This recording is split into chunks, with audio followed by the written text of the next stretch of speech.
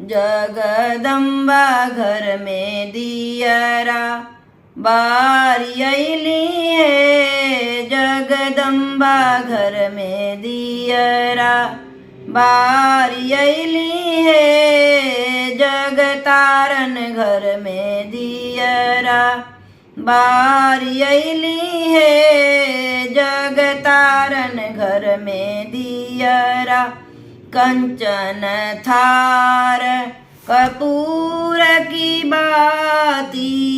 कंचन थार कपूर की बाती मैया के आरती उतारी अइली हो। जगदम्बा घर में दियरा बारी अइली हो।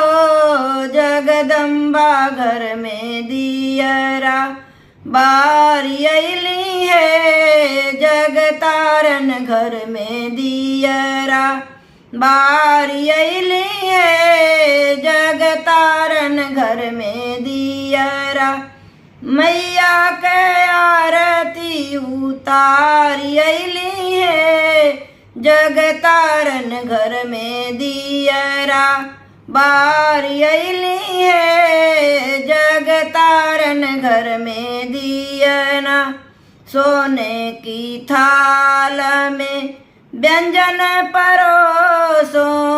सोने की थाल में व्यंजन परोसो मैया के भोग लगाई अइली हो। जगतारन घर में दियरा बारी अइली हो।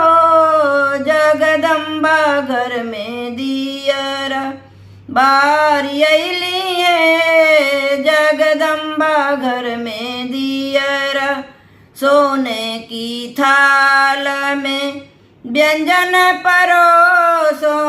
सोने की थाल में व्यंजन परोसो मैया के भोग लगाई अइली हो।